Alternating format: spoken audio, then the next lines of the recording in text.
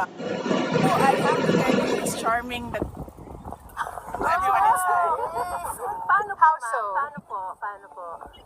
Ano po? Marami na po siya nakakausap. Alam ko. Marami na po siya nakakausap na ibang detainee. Like, ano po na-witness nyo?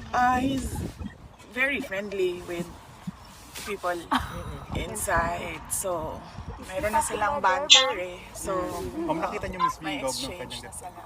No, hindi kami allowed. Doon lang kami sa visitors center. So sabi niya, wala din naman siyang ginagawa pa because he's at the moment retired. Wala pang election, so hindi pa siya mayor. So he might as well just stay inside.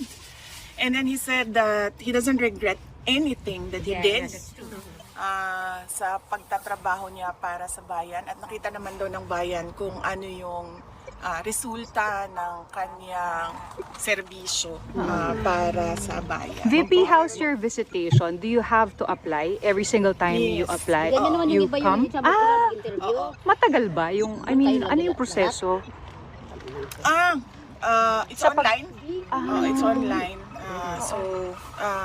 Every time na kailangan ko pumunta doon para magpaabot ng mensahe sa kanya, pinapasok ko siya online, sinasubmit ko, and then nagre-respond sila.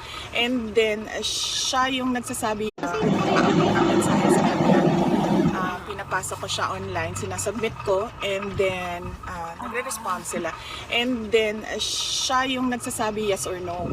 So I tried to limit sino yung pwedeng pumasok sa kanya. But apparently, ang rules nila dito ay yung detainee ang magsasabi ng yes or no. You apply and then he'll say yes or no. Kasi Attorney Harry said you wanted sana a daily.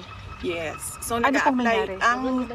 Ang application ko last time was Friday until Tuesday. Ngayon, so I was given Tuesday and then mag-submit na naman ako ng bago. So Tuesday na naman until yung panibagong... Well, right now, I'm thinking kung hanggang kailan ako nandito, yun na rin yung i-apply ko para hindi na rin sila mabombard ng everyday na submission. Yeah, so kanina, doon, while we were talking, biglang may dumating na letter. So apparently, pwede palang magpadala ng letter sa loob. Yeah. So, marami sa ating mga kababayan ang gusto magpaabot sa kanya ng mensahe nila. Tinanong ko doon sa loob paanong nangyari na nakatanggap siya ng sulat galing sa isang couple, Dutch couple, dito sa The Hague. So i-address nyo lang daw sa kanila. Okay.